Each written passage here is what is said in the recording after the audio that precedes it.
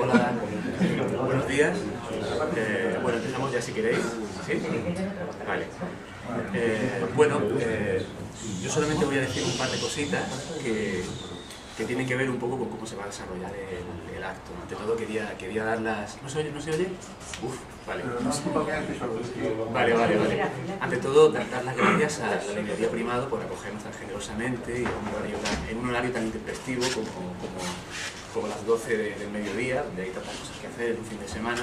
Entonces es arriesgar y por eso muchísimas gracias por ceder este espacio. Y a todos vosotros por haber decidido venir a escuchar poesía cuando hace un sol tan espléndido y un día de invierno tan maravilloso. Yo no voy a hacer una presentación porque la presentación está incluida en el acto que vais a ver a continuación. Se trata de un diálogo entre Laia López Manrique y Lola Nieto, que son dos amigas muy queridas. Hacemos juntos una revista de creación y pensamiento que se llama Bocoro. Yo las conozco muy bien y me parece que es muy interesante la forma en que han planteado este acto, ¿no? Como una lectura de poemas intercalado con un diálogo en el que ellas van a hablar de sus respectivos libros, que además salieron con muy poco tiempo, uno de otro. Se van a hacer una serie de preguntas y en medio habrá ocasión de escucharlas leer sus poemas. Por supuesto, también habrá la posibilidad de que podáis dialogar con ellas, preguntar, todo lo que queráis.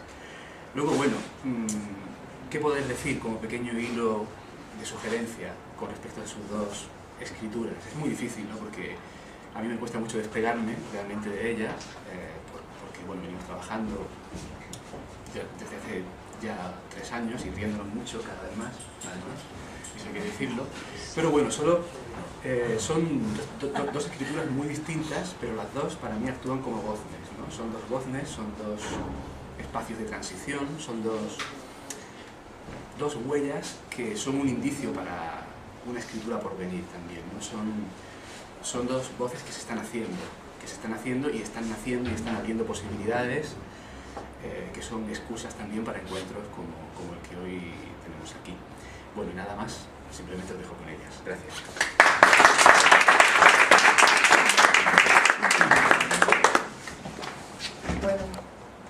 Buenos días. Mi voz es así como cavernosa.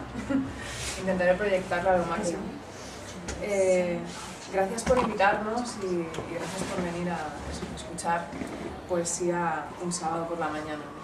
Que es algo raro y delicado. Vamos a empezar leyendo poemas y yo voy a empezar leyendo poemas de la segunda parte del libro La mujer cíclica, que son poemas que remiten a personajes femeninos, bien reales, bien ficticios, ¿no? He escogido 3 y los voy a leer. El primero es Alejandra Pizarro.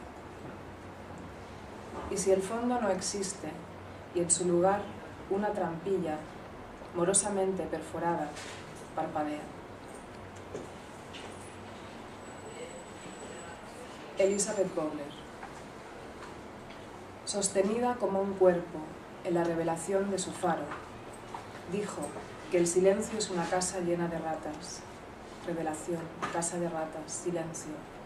Dijo que había llegado la hora de quemar la máscara por su inverso, por el lado de yeso que acaricia el rostro, el interior del labio, el hueco ovalado que libera la vista.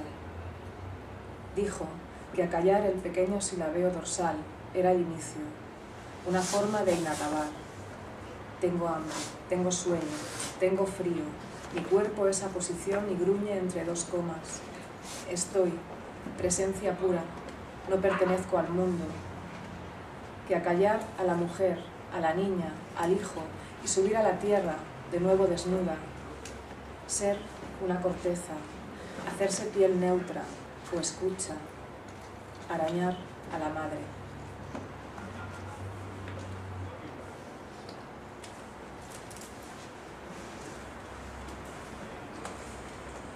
Y de esta parte, el último poema, que no remite a nadie ni real ni ficticio, conocido, sino que es un personaje anónimo, que se llama, el poema se llama Canción de la mujer desconfiada. Ella dice: mientras yo dormía, alguien se acordó de mí para matarme. Dice: no hay más auxilio, ni más cerro, ni más navaja que la memoria. Dice: estoy convencida de que se puede ahorcar a alguien sin usar los dedos. Dice: pensar es peligroso. Dice: cuando reposamos el mundo termina. No hay estrépito que suene tan atronador como un cuerpo dormido. Dice: podrían exportar mi sangre con un solo guiño de la mente. Dice: que mis pies estén anclados en el suelo no significa presencia. Dice: tú ahora podrías estar hablando con un cerebro insidioso, con un trozo de lumbre que te arrastra. Dice: no hay garantía alguna de que siga viva. El pulso puede ser la desinencia inacabable de mi muerte. Dice: cerré mis dientes para que no se los llevaran. Dice: podrías ser tú quien me ha matado. Dice: podrías ser tú el lenguaje que me expolia. Dice: podrías ser tú la sombra estéril. Podrías ser tú la fiebre, la ceniza, la reunión de palabras que recorren el arco de mi boca cuando hablo. Dice: podrías ser tú. Yo podría ser tú. En mí. Fuera.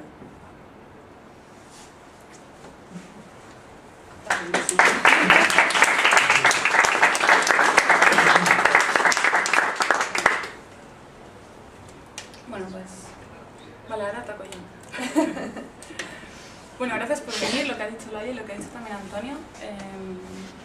No sé, yo me siento como muy bien acogida y creo que Laia también y Antonio también, porque de pronto casi antes de llegar, o sea, cuando estábamos todavía en Barcelona, había una sensación como todos los que habéis organizado esto de acogernos con muchas ganas y gracias, porque no sé, bueno, yo estoy muy contenta y encima nos hemos alojado en una pensión y entonces ha sido como muy chulo.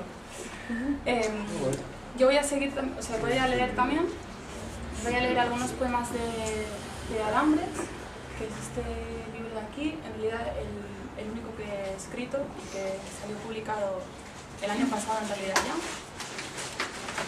Tiene dos partes, la primera tiene poemas breves y la otra parte es como prosa. Entonces yo os voy a leer poemas de la primera parte, poemas breves. Y me voy a levantar porque tengo como costumbre levantarme para leer. Espero que podáis escucharlo porque resulta que se me pone la voz como flojita. Así que... La página, ¿no? Así que sordo.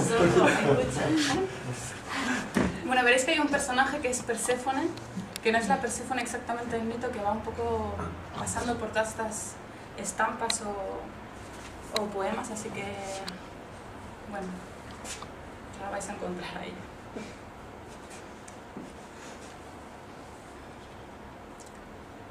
Perséfone cajón adentro, cuartea rastros, come esquina, ¿dónde? Si persiste, ¿dónde? Animal y ternura para él.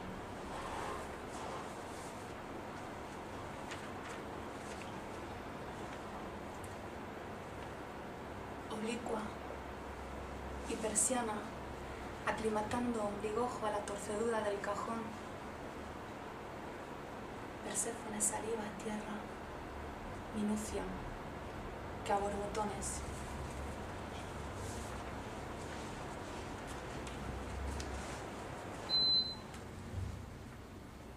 Perséfone tiene mentira, mecia oscura y no decir.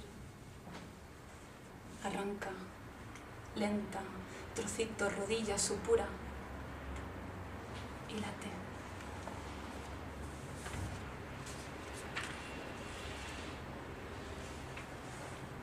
No camina, incurre alambres, como quien ondulea, expande estómago, hierritos, por ahí.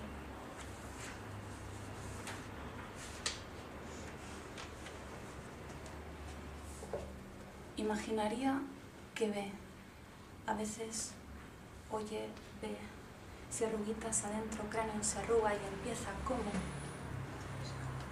Perséfone, sin saber dónde, qué detiene esto.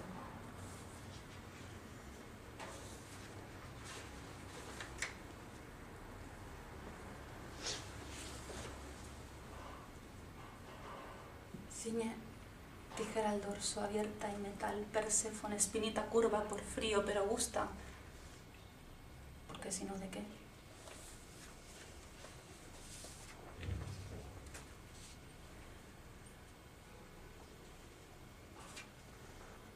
Caimanes, acaricia escamas de piel verdosa, la suya propia. Perséfone, sueño, tal vez.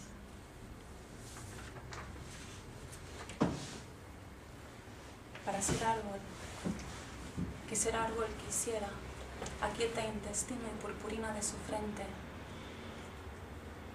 Espera.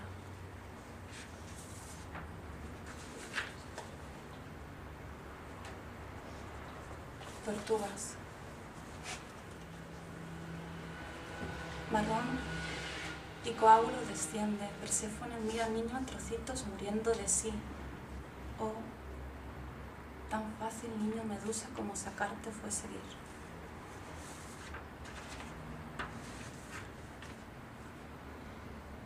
Termino aquí. Quizá terminarlas. Todo cuanto ellas hicieron, Perséfone, árbol de su vientre, detiene en sí mujer año, humana, indigna, vergüenza.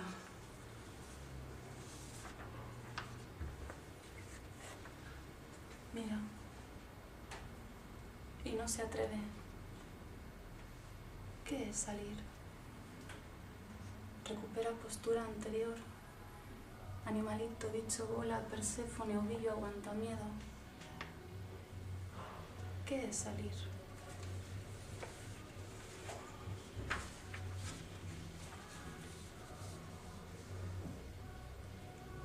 Rueda, escarabaja por respaldos de sus sillas, no se deja sentir apenas un chasquido de patitas excrementas.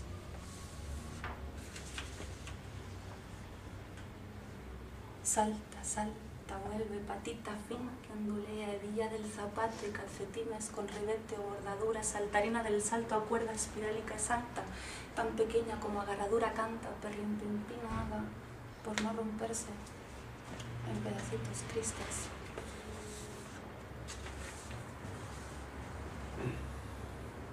Repite. Habla fantasma, dice Perséfone. Le falta el pavimento. Hace persefonitas de alambre. A veces. Gracias.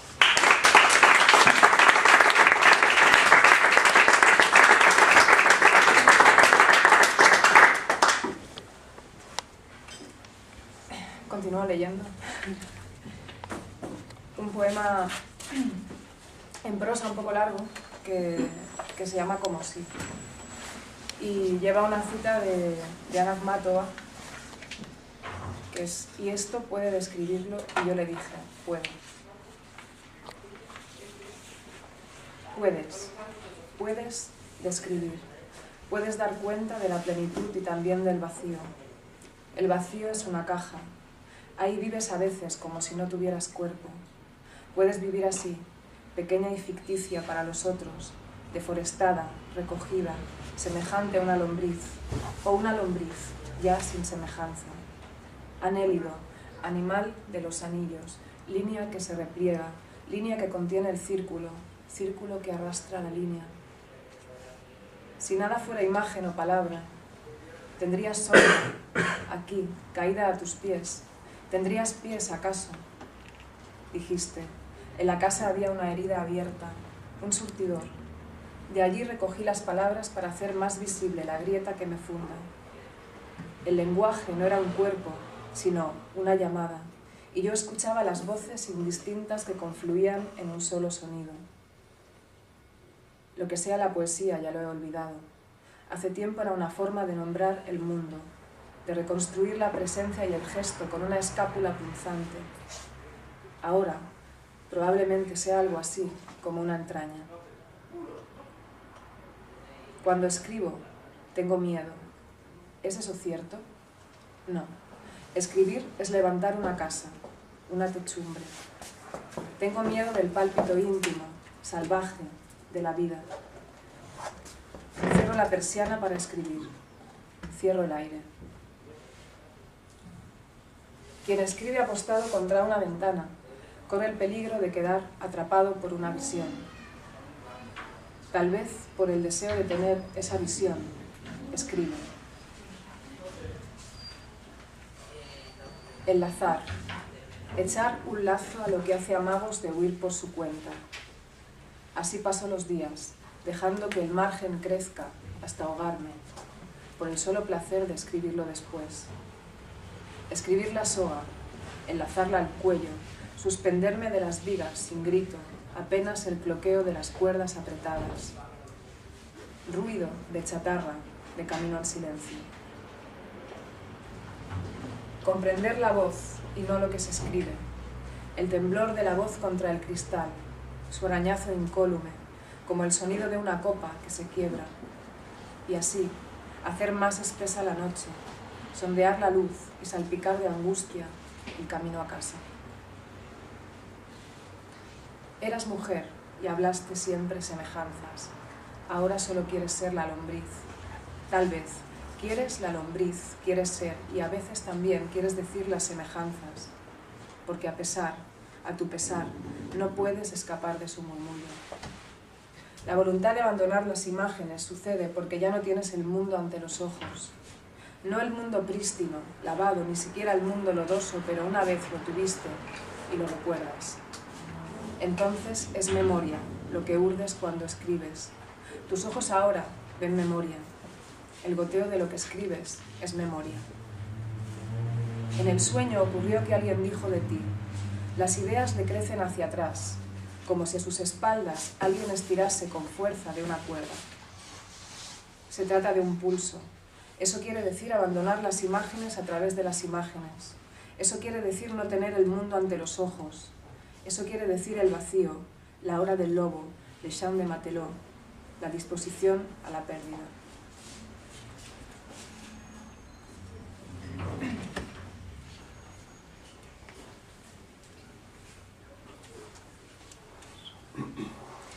No me señalo los poemas, después no los encuentro. Qué bien, y como son tan cortos estos poemas. Vale. Uno que se llama Las repeticiones. Y lleva una cita de Emily Dickinson, que es nuestra madre mentora de la revista Kokoro, que es Just Lost When I Was Saved. Caigo hacia el deslinde de mi sombra en la tuya. He de salir de aquí donde he sido confinada. Mirar el cuadrilátero, el marco, el pan que no comeré, hacia el que extiendo mi hambre.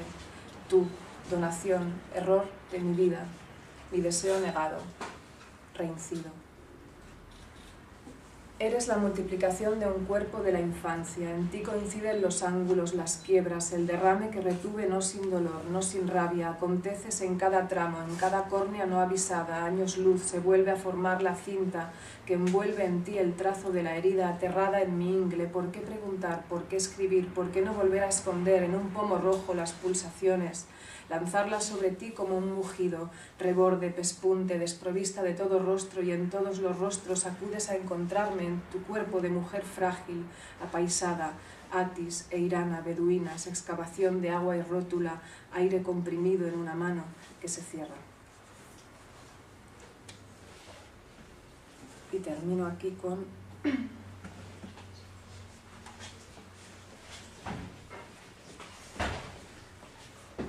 permutaciones. Si puedo respirar. Tomar agua. Agua.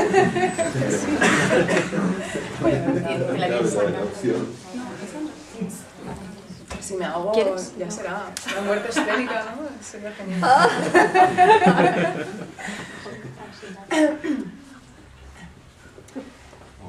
otra cita, porque este libro lleva muchas citas. Entonces, esta cita es de Gottfried Benn y es un pobre perro cerebral sobrecargado con Dios.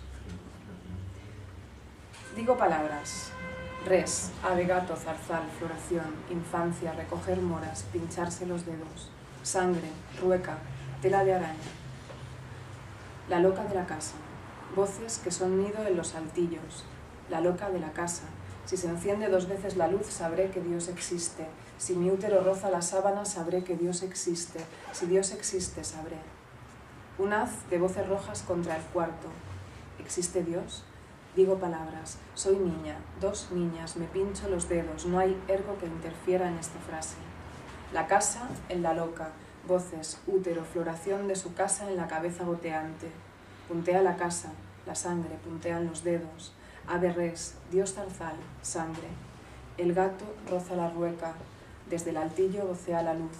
2 luces saben, 2 dioses se encienden en la voz. Mirar como la araña caza a su presa. Mirar y detenerse en el marco gris de sombra de la pared desconchada.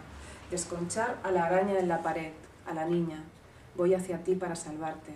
Condición de res, de indicio, la loca de la casa. No hay ergo que interfiera en esta frase. Con mis dedos te salvo, me devuelvo a la angustia, devuelvo la angustia a su marco gris, a su sombra. La araña salva los dedos de la presa en el nido, me pincho en la rueca, la araña salva mi sombra, yo salvo a la res, la mora recoge mi sangre, voy hacia el punteo goteante, florezco en la sábana. Indicio de Dios, su floración en la tela de araña. Indicio de res, la caza de la presa. Indicio de infancia, miro el zarzal contra el cuarto. Miro el haz de voces rojas, el gato detenido en la pared existe, hacia mí. No hay ergo que interfiera en esta casa, no interfiere Dios.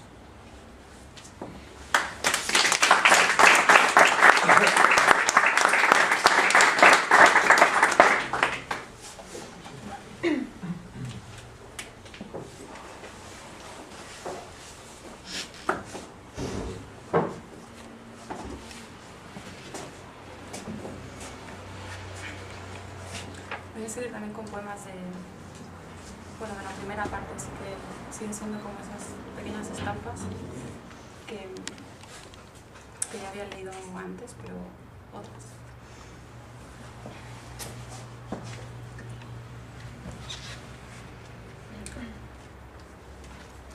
Espera al escondite o juegan, niña Pinocha. Perséfone encerradita en esta caja muy despacio desaparece del hueco inmenso abierto del ombligo. Y adiós, adiós, cochecito leve.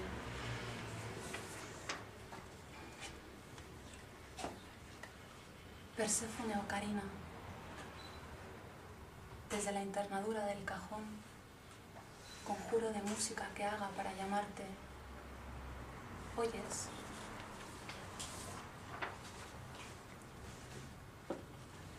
Vuelve los ojos al excremento, dibuja aquí.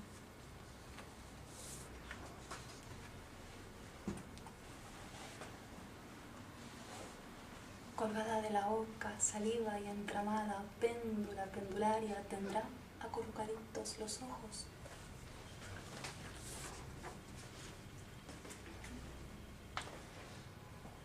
Vestida de ramitas, bucea el fondo agua de la pecera, aguanta oxígeno y respiración atiende extremidades. Perséfone auspicia dragona, frondosa de mar en su cuerpo se cumpla así, entre forma naciera. Perséfone, atravieso paredes, habla con la cabeza ladeada, no tiene miedo, es otra cosa.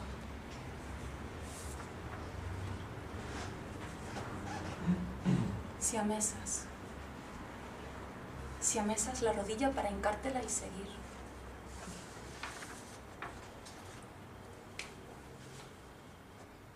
Oblicuamente, calle y corre, lado a lado tamborea, oída que largo camino susurra, intestino dejando hierrecitos.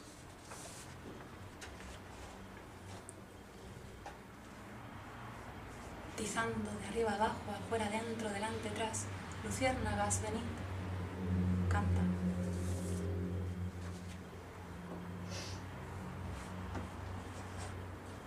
Perséfone invertida. Murciélagas, sonajas y escuchillitos internos al cajón. Lugar de oído.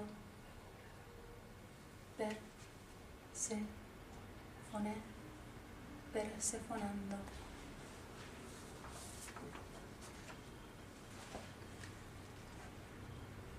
Perséfone o membrana. Entre voz. Aquí. Toca. Toca.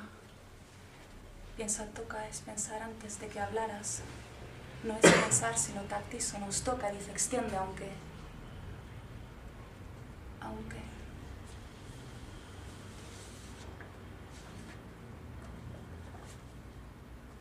Animalita, que de mí eres, soy sin mesas, esta herida, donde lengua y saliva vuelco. Gracias.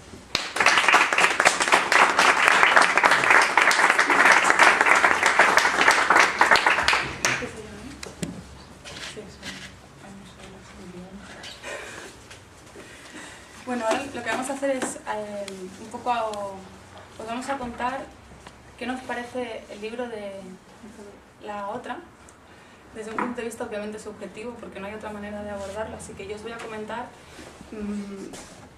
bueno, algunas de las cosas que son para mí La mujer cíclica, que es el libro del que él ha leído poemas, que es su segundo poemario.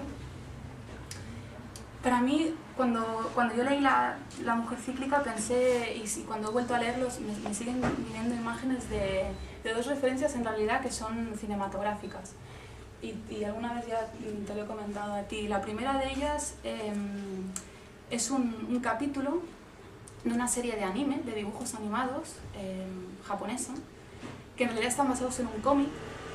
Esa serie se llama Mushishi, que en japonés es algo así como insectos.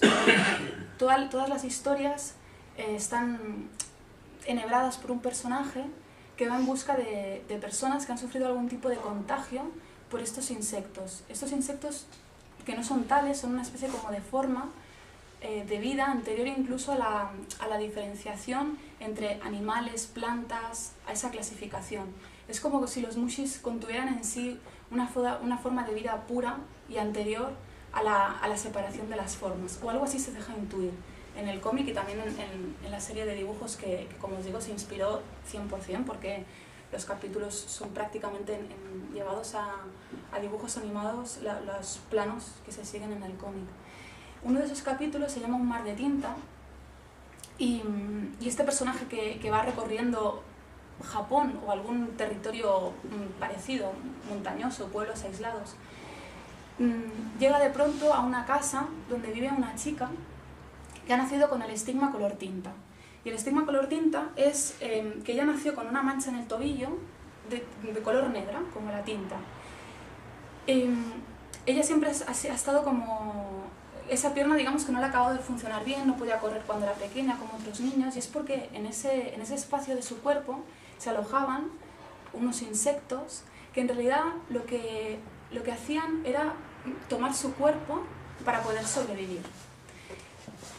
Hay un momento en el cómic en el que ella de pronto sabe que ya le han dicho que tiene esos insectos ahí, que esos insectos la necesitan a ella para vivir, y no solamente para vivir, sino que además toman su cuerpo para de esa manera expresarse y poder contar su historia y poder contarse. Entonces hay un momento que es muy bonito tanto en el cómic como luego en la serie, en el que la tinta empieza a subir por todo su cuerpo en forma de letras, como si fueran tatuajes, pero que se van moviendo, son móviles, la van recorriendo, hasta que al final llegan a la punta del dedo.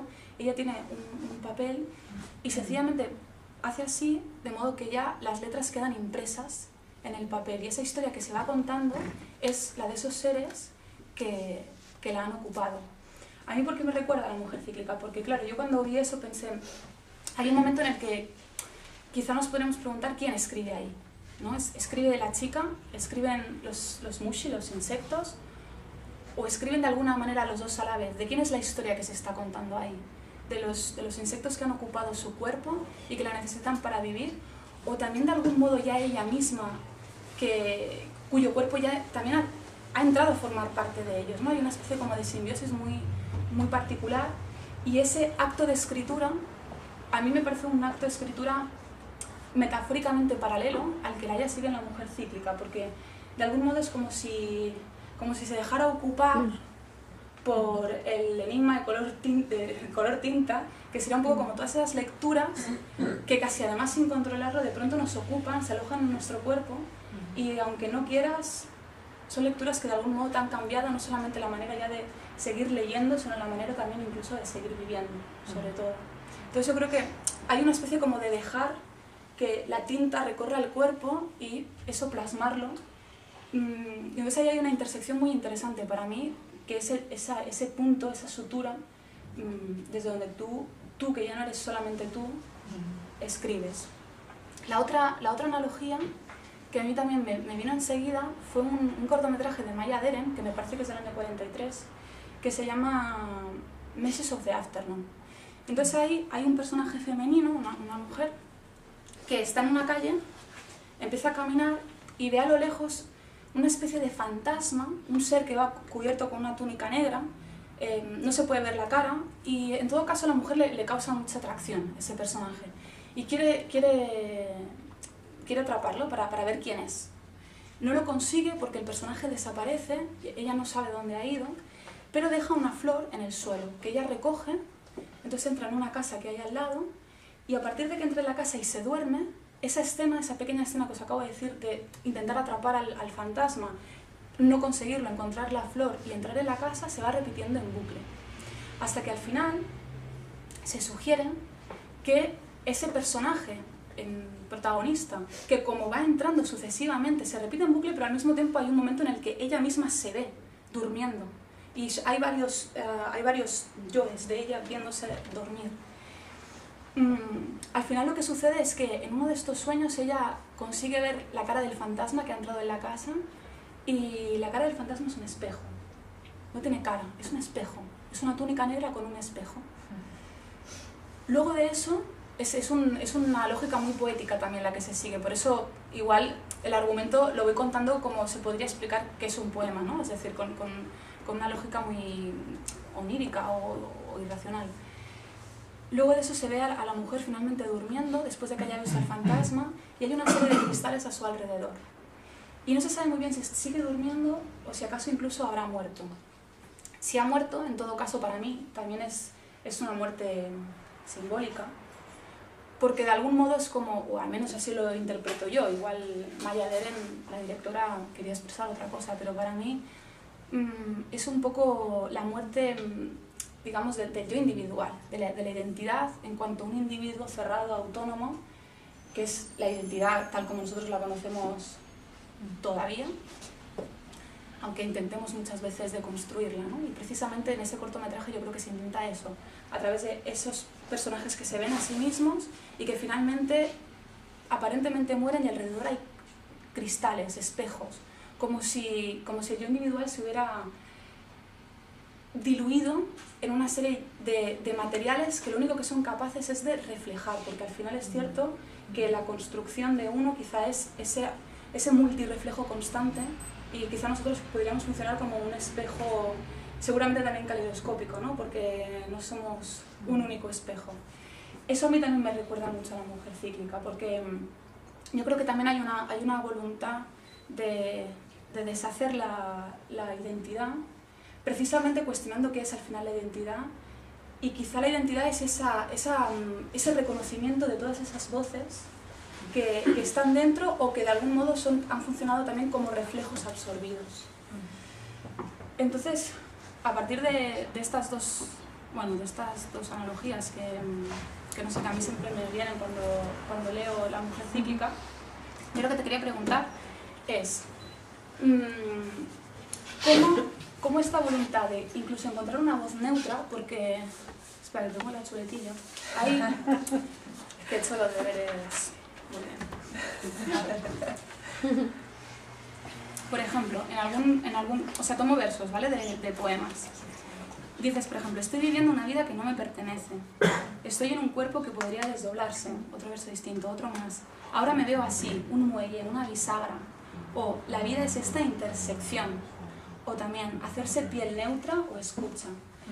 Entonces, esta voluntad de dislocarse, de deshacerse para encontrar una voz acaso neutra o una voz que englobe otras voces y que por tanto también se diluya de algún modo la propia voz, cómo entra cómo se construye al mismo tiempo que se está construyendo una voz femenina. Es decir, para mí todos los poemas hacen como un doble movimiento. Por una parte, deshacer la identidad y amalgamar muchas voces, pero esas voces al final lo que están construyendo es también un yo, una voz femenina, neutra y femenina. Entonces, aparentemente quizá pueda haber una contradicción o no. En todo caso, ¿cómo relacionas eso? ¿Cómo relacionas la construcción de una voz neutra y al mismo tiempo femenina? Una pregunta que me toca pensar. Me vais a ver en acto de pensamiento, lo cual, a ver, ¿cómo construye una voz neutra y a la vez femenina? Si para ti hay contradicción ahí, sí. ¿no? Bueno, un poco de eso. Déjame que elabore la respuesta, justifique su respuesta. A ver,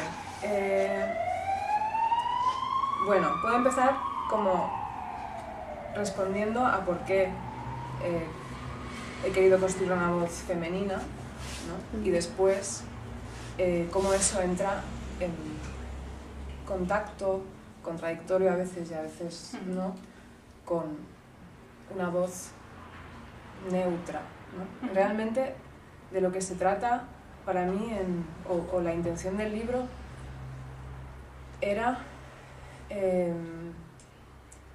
como has dicho tú, ¿no? Rescatar, ¿no? Un poco esas voces que nos atraviesan en las lecturas y también en la construcción de la identidad, que al final viene siendo lo mismo para alguien que lee, ¿no? o que ha construido su identidad a través de la lectura o de la literatura. Y rescatar esas voces de mujeres, sobre todo, ¿no? De mujeres que por las circunstancias históricas que nos ha tocado vivir y que vivimos, ¿no? y por la construcción del canon literario han sido siempre pues, sepultadas, invisibilizadas o tomadas como pues como que no crean una trayectoria o no dibujan una historia, ¿no? O sea, las voces femeninas en la literatura trazan una historia discontinua, ¿no? Entonces la intención del libro era rescatarlas, rehaciéndolas a través de la mía propia, ¿no? De alguna forma, rehaciéndolas y proyectándolas de alguna forma, ¿no? Eso significa rescatar una serie de experiencias propias de habitar el mundo como mujer, ¿no? Eso es una forma posible que ha sido la que nos ha sido dada, ¿no? Por haber nacido mujeres, de alguna forma. Por otro lado, está en cómo eso se relaciona con las contradicciones en el seno de la propia identidad o el propio flujo de la vida. Es decir, entonces, lo que nos ha sido asignado y lo que nos ha sido impuesto, ¿no? A veces, que entra también en la categoría de lo femenino, eso a veces pues sí, se contradice con lo que uno desea, con lo que uno siente o con el flujo un poco más degenerado o sin género de la vida, por decirlo así, ¿no? Con lo cual, supongo que ahí están un poco lo que tú dices, ¿no? O sea, esa dualidad entre construir una voz que sea afirmativamente femenina y en este caso creo que feminista también, y después la necesidad también de superar, ¿no? La imposición del mismo género lingüístico también a veces, ¿no?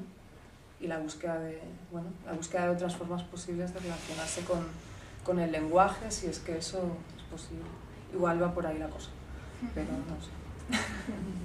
Pues mira, la otra pregunta que te voy a hacer tiene un poco que ver con esto último que has dicho de las relaciones con el lenguaje.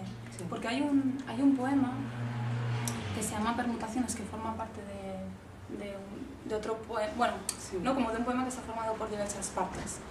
Y entonces, exacto, entonces a mí de ese poema lo que me parece interesante es que yo creo que hay como una voluntad, no sé si decir voluntad, pero al menos una intención o querer de algún modo romper con la lógica causal del lenguaje, ¿no? De hecho, lo que tú has leído y que se repetía es: no hay algo que interfiera en esta frase. Sí. No hay esa causa-efecto. Esa relación es una relación creada a posteriori. Bueno, eso incluso Nietzsche, ¿no? lo comentaba, cómo la causa siempre se crea a partir del efecto. Puesto que hay un efecto, algo, queremos dar una explicación a eso, y ahí es cuando estamos creando la causa. Entonces, el lenguaje, que en realidad está construido, o al menos a mí me parece así, está construido mediante una lógica causal, conceptual y causal, en este poema, mediante la repetición de una serie de elementos y también de esta oración, ¿no? No hay algo que interfiera en esta frase. Yo creo que intentas como ir en contra del lenguaje con la única herramienta posible, que es el propio lenguaje.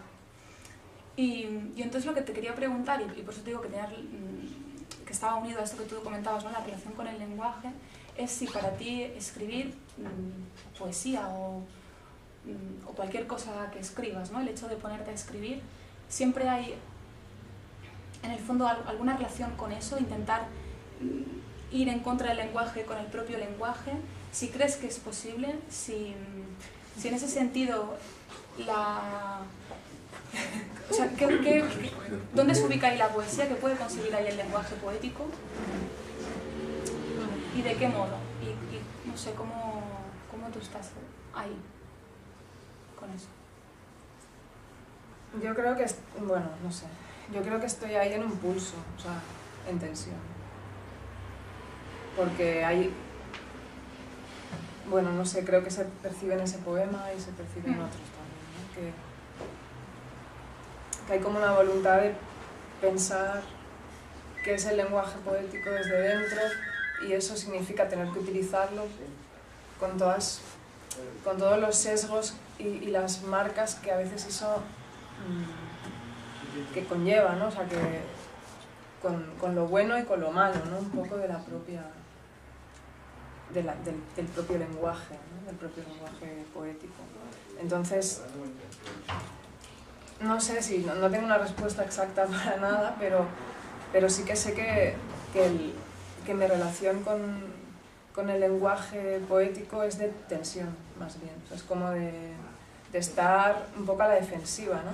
Como defensiva, y a la vez pues encontrar los huecos por los cuales ese lenguaje puede llegar a hacerme decir algo, ¿no? O hacer preguntar cosas hacia el propio lenguaje de la poesía, ¿no? Que creo que eso también, en tu caso, también lo haces, ¿no? Entonces, ¿cómo me relaciono? Pues sí, un poco en guerra, ¿no? O en dialéctica con eso. En ese poema se nota, ¿no? Que es como no encontrar nunca el lugar exacto de la enunciación súper cómoda, ¿no? Como siempre estar un poco en batalla. No sé, es que son preguntas que... Y ahí la última cosa. Es en realidad como una duda que yo tengo, pero te lo pregunto a ti porque son cosas que... Porque estamos aquí y ya está. ¿Cómo, o sea, si crees que quizá utilizar la escritura en ese sentido como una tensión y como intentar encontrar los huecos, o sea, esa voluntad casi de intentar tenderle una trampa ¿no? al lenguaje. Si eso, y en ese sentido el hecho de ponerse a escribir, puede llegar a interferir en el pensamiento, o sea, como que fuera un movimiento a la inversa.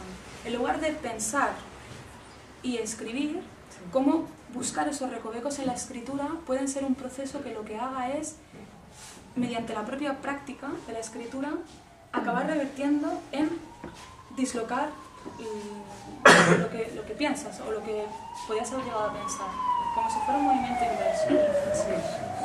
Sí, yo creo que... A ver, no sé. En mi caso, la escritura es sobre todo proceso, entonces yo aprendo mucho del proceso. O sea, no tengo un poco... A veces tengo claro a dónde quiero llegar, pero desde luego el punto de llegada nunca es el mismo. Con lo cual, que el de partida, ¿no? Entonces, es como que hay un lugar de la lengua que se va hallando a medida que se escribe. O sea, que no está hecho, ¿no? O sea, no tengo la finalidad de escribir esto y entonces lo escribo, ¿no? No, valoro mucho lo que es el propio acto de escribir y los encuentros que el acto de escribir en sí mismo da, que a veces pueden ser más placenteros y otros son más dolorosos o más retorcidos, ¿no? Por decirlo así. O sea, entonces, sí, creo que lo que dices sí sucede, o sea, sucede, para mí sí ocurre, ¿no? Que la propia construcción de la escritura acaba llegando a revertir en el pensamiento, ¿no? O sea, que en realidad es una dirección que es la misma, o sea, sí, porque es querer coagular algo como en una construcción muy bella o querer transitar un poco por el lenguaje que también genera belleza, ¿no? Aunque sea una belleza un poco más rota o no sé, algo así. A veces preguntas muy sesudas. Hola. Es que en realidad te he engañado hasta toda la noche, no ya. Estoy seguro. Pensando.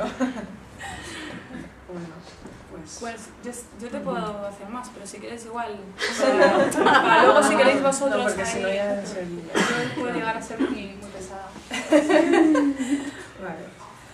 Bueno, yo voy a hablar también un poquito del libro de Lola, que es Alambres.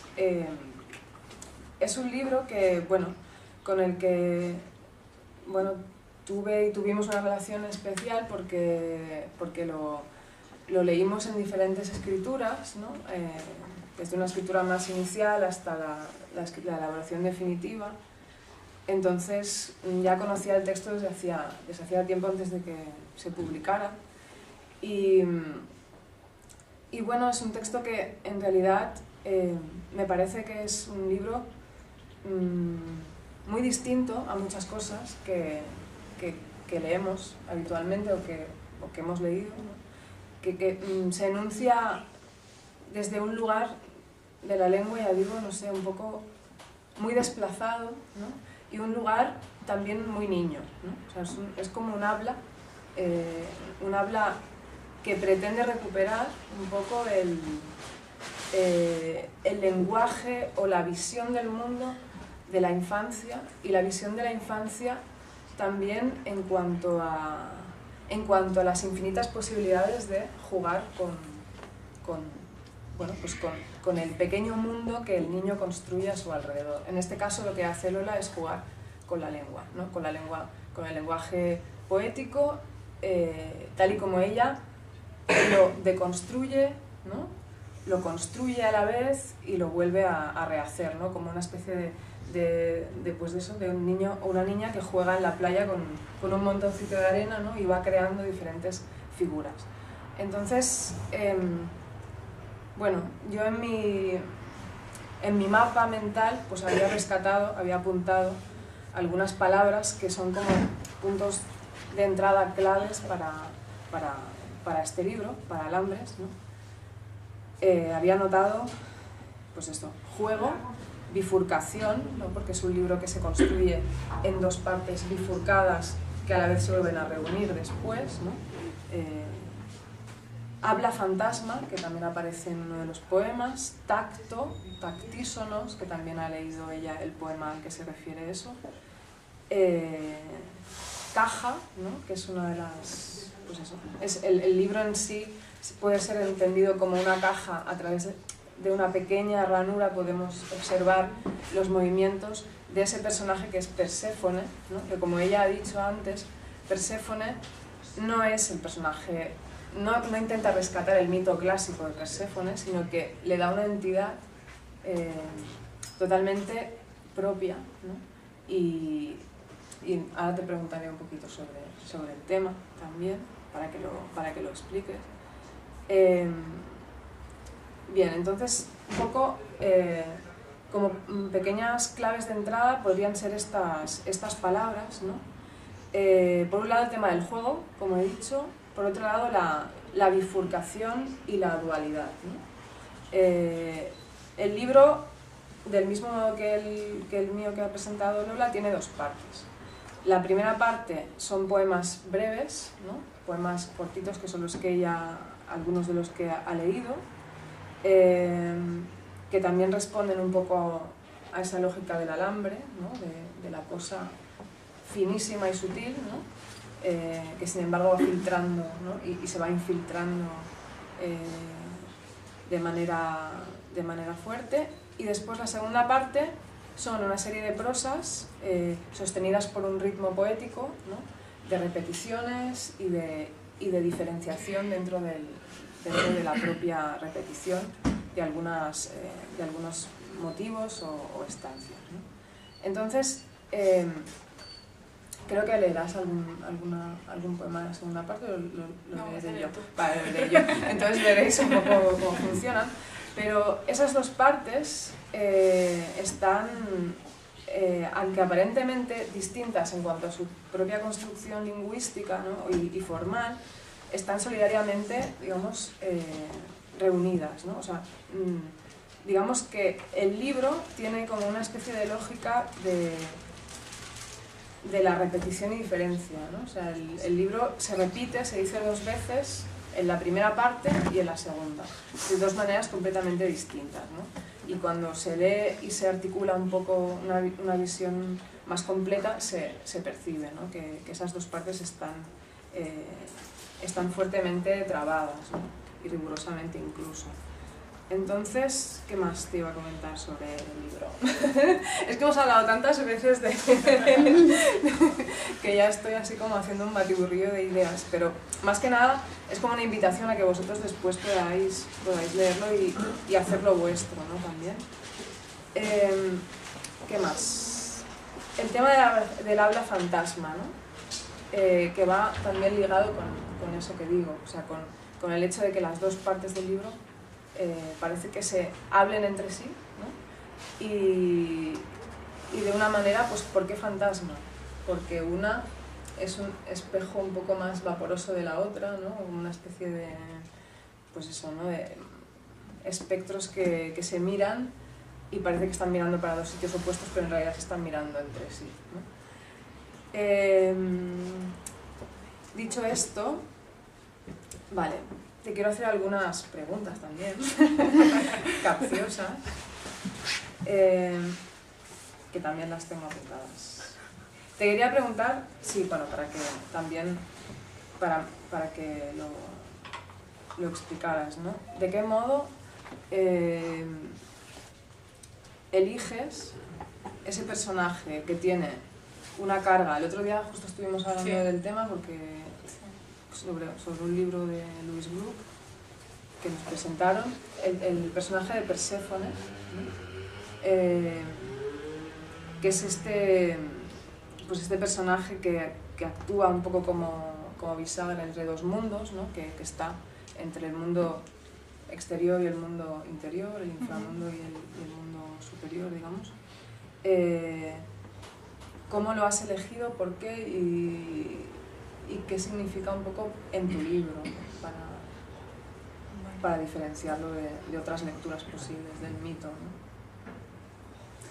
Pues en realidad un poco tampoco no lo pensé demasiado, en el sentido que tampoco cuando empecé tampoco tenía o sea, un poco como que surgió de pronto ahí, pero tampoco tenía muy claro que quería hacer algo sobre un mito ni que fuera Perséfone.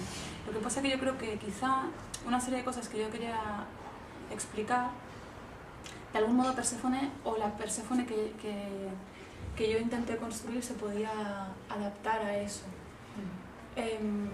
A mí me parece, no sé, yo siempre, eso ya te lo he contado, pero yo me acuerdo que en el cole bueno, yo hice una asignatura que me encantaba porque eran mitos. Pues claro, los mitos son cuentos y el mundo, o sea, toda esa lógica de los cuentos a mí no sé, a mí me encantan los cuentos, o sea, a mí me encantaría que cada noche alguien me siguiera contando un cuento, pero ya no sucede y es como, no sé, eso... Entonces, cuando a mí me contaron el mito de Perséfone en el cole, donde siempre Perséfone es una víctima, o al menos lo que nos ha llevado a nosotros es una especie de, pues, de muchacha muy guapa, bella, que es víctima del horroroso Hades, y su madre Demeter también sufre ese rapto.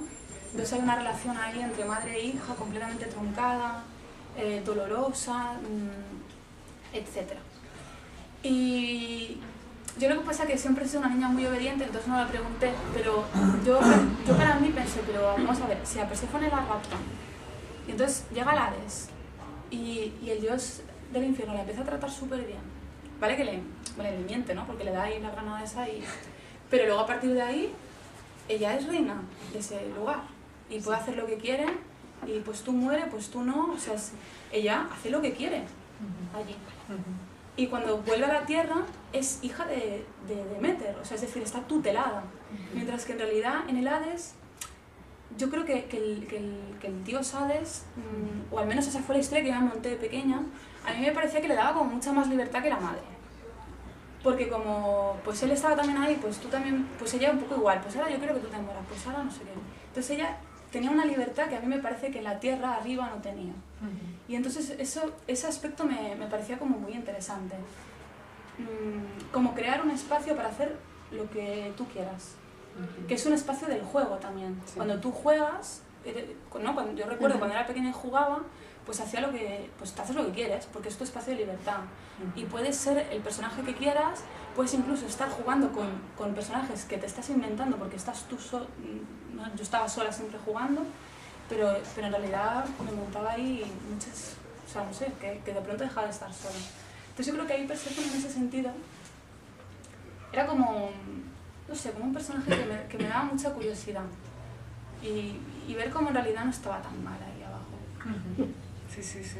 Y bueno, básicamente yo creo que fue por eso que me interesó.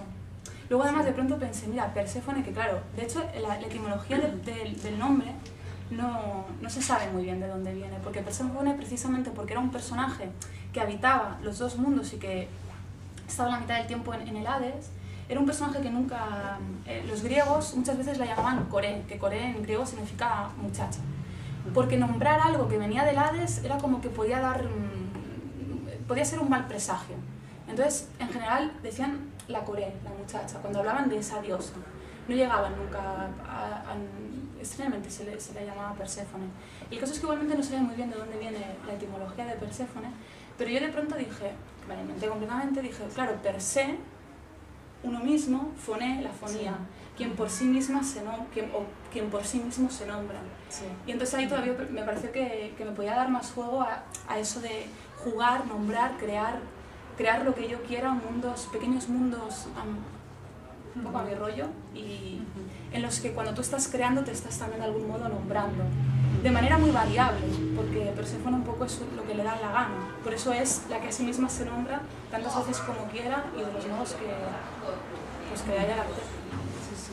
No, de hecho, el recorrido de los poemas de la primera parte es un poco eso, ¿no? O sea, son movimientos de piezas de ese personaje que va reelaborando una serie de acciones, ¿no? Que a veces son tan mínimas que no podemos saber el referente, ¿no? Pero sin embargo lo que se percibe es ese movimiento, ¿no? El movimiento, la intención también, ¿no? Cuando has dicho esto de como rescatar una visión del personaje de Perséfone totalmente propia, totalmente tuya, que además significara que a lo mejor la relación con ese Hades no era tan mala, sino al contrario, dándole un poco la vuelta. Me he acordado de un libro que es La cámara sangrienta de Angela Carter. que hay una película que se llama, ¿cómo se llama? En compañía de lobos. Tú sí que debes saber. Y esa película, claro, hay la visión del lobo, ¿no? Del lobo de los cuentos, ¿no? como algo intrínsecamente malo, y la niña como intrínsecamente inocente, ¿no? Que se relaciona con el lobo feroz que la asusta, ¿no? Y al contrario, ahí le da la vuelta, ¿no? O sea, la niña, al final, el lobo significa también la puerta de acceso a otra realidad, que es el mundo de la sexualidad, claro, fundamentalmente, ¿no? Y la niña pues sabe muy bien lo que está haciendo también, ¿no? Con lo cual, bueno, me has hecho pensar un poco en eso ahora, y es un libro que ya otra pregunta. Bueno, habéis escuchado los poemas que ha leído Lola, y en esos poemas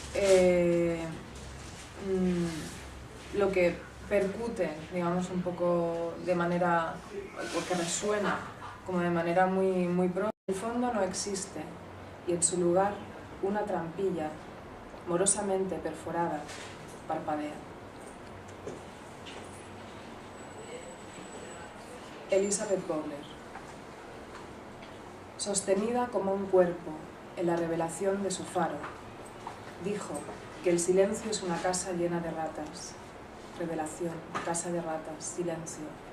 Dijo que había llegado la hora de quemar la máscara por su inverso, por el lado de yeso que acaricia el rostro, el interior del labio, el hueco ovalado que libera la vista. Dijo que acallar el pequeño silabeo dorsal era el inicio, una forma de inacabar. Tengo hambre, tengo sueño, tengo frío, mi cuerpo es aposición y gruñe entre dos comas. Estoy, presencia pura, no pertenezco al mundo.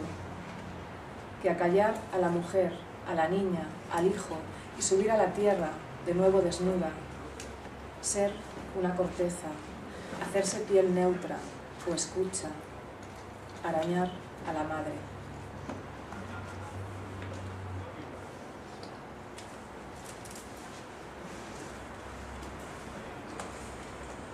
Y de esta parte, el último poema, que no remite a nadie ni real ni ficticio, conocido, sino que es un personaje anónimo, que se llama, bueno, el poema se llama Canción de la mujer desconfiada. Ella dice: mientras yo dormía, alguien se acordó de mí para matarme. Dice: no hay más auxilio. Bueno, yo estoy muy contenta, y encima nos hemos alojado en una mansión, y entonces ha sido como muy chulo. Yo voy a seguir, o sea, voy a leer también, voy a leer algunos poemas de Alambres, que es este libro de aquí, en realidad el único que he escrito, y que salió publicado el año pasado en realidad ya. Tiene dos partes, la primera tiene poemas breves y la otra parte es como prosa. Entonces yo os voy a leer poemas de la primera parte, poemas breves. Y me voy a levantar porque tengo como costumbre levantarme para leer. Espero que podáis escucharlo porque resulta que se me pone la voz como flojita. Así que... La página, ¿no? Así que somos. Bueno, veréis que hay un personaje que es Perséfone, que no es la Perséfone exactamente del mito, que va un poco pasando por todas estas estampas o poemas, así que, bueno, la vais a encontrar ahí.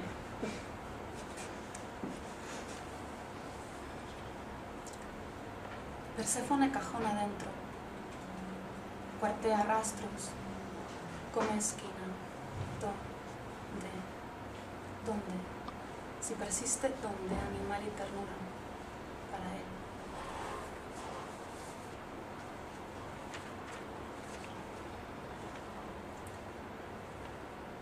Oblicua y persiana, aclimatando ombligojo a la torcedura del cajón. Perséfone saliva a tierra. De sugerencia con respecto a sus dos escrituras. Es muy difícil, ¿no? Porque a mí me cuesta mucho despegarme realmente de ellas, porque bueno, venimos trabajando desde hace ya 3 años y riéndonos mucho cada vez más, además, eso hay que decirlo. Pero bueno, solo son dos escrituras muy distintas, pero las dos para mí actúan como goznes, ¿no? Son dos goznes, son dos espacios de transición, son dos huellas que son un indicio para una escritura por venir también, ¿no? Son dos voces que se están haciendo y están naciendo y están abriendo posibilidades que son excusas también para encuentros como el que hoy tenemos aquí. Bueno, y nada más, simplemente os dejo con ellas. Gracias.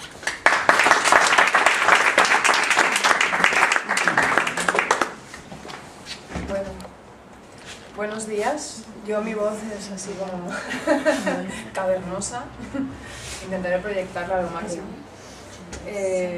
Gracias por invitarnos y gracias por venir a escuchar poesía un sábado por la mañana, ¿no? Que es algo raro y delicado. Vamos a empezar leyendo poemas, y yo voy a empezar leyendo poemas de la segunda parte del libro este, La mujer cíclica, que son poemas que remiten a personajes femeninos, bien reales, bien ficticios, ¿no? Y he escogido 3 y los voy a leer. El primero es Alejandra Pizarro. Y si ni más cerro, ni más navaja que la memoria. Dice, estoy convencida de que se puede ahorcar a alguien sin usar los dedos. Dice, pensar es peligroso. Dice, cuando reposamos el mundo termina. No hay estrépito que suene tan atronador como un cuerpo dormido. Dice, podrían exportar mi sangre con un solo guiño de la mente. Dice, que mis pies estén anclados en el suelo no significa presencia. Dice, tú ahora podrías estar hablando con un cerebro insidioso, con un trozo de lumbre que te arrastra. Dice, no hay garantía alguna de que siga viva. El pulso puede ser la desinencia inacabable de mi muerte. Dice, cerré mis dientes para que no se los llevaran. Dice, podrías ser tú quien me ha matado. Dice, podrías ser tú el lenguaje que me expolia. Dice, podrías ser tú la sombra estéril. Podrías ser tú la fiebre, la ceniza, la reunión de palabras que recorren el arco de mi boca cuando hablo. Dice, podrías ser tú. Yo podría ser tú, en mí, fuera.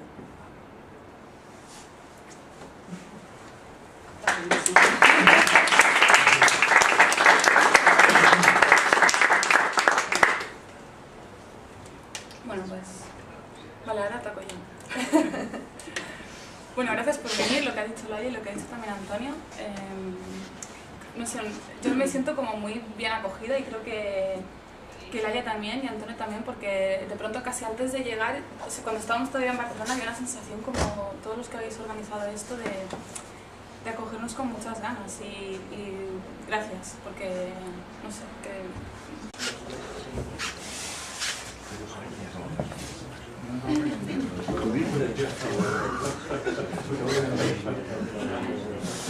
Hola, buenos días.